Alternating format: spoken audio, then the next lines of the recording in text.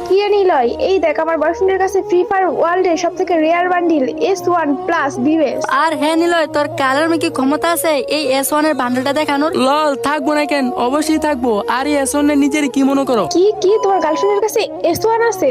দাও ইনভাইট, দেখি ওর কাছে কেমন S1 আছে। কানা নাকি চোখে দেখেন না, হয়তো গ্রুপে আছে। আয় হায় রে নিলয়, তোর মাথা ঠিক আছে? ওর কাছে নাকি S1 আছে? এই ফকিনি কালার দেখি তোর কাছে S1 আছে নাকি দেখা তো। নিলয় ভাই, কিছু খাইছো নাকি?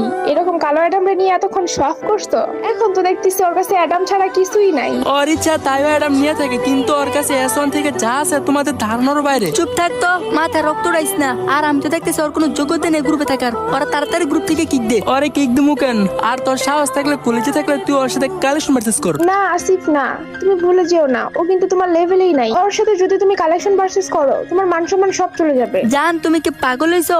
আমি অতটা বোকা হইনি যে ওর সাথে কালেকশন ম্যাচ করে আমি আমার স্ট্যাটাস হারাম। বুঝতে পারছি, ভয় পাইছো। যদি তোর গার্লফ্রেন্ডের সামনে আমার কালেমের সাথে কালেকশন ভার্সেস হারে যাস। এই হালার পুত, তুই কি বোকা চন্দ্র নাকি? লজিক ছাড়া কথা বলছ কেন? বলছি না ওর সাথে কালেকশন ম্যাচ করবো না। যেহেতু কালেকশন ভার্সেস করবে না, তাহলে আমার কালেমের এসনটা দেখা যাও। এখনই দেখা যাবে ওর কাছে কেমন S1 আছে, বলেন ওরে দেখাইতে। ওকে এখনই দেখাইতেছি। Adam, show your start. क्यों आज कोई कम ख्वाब ज्यादा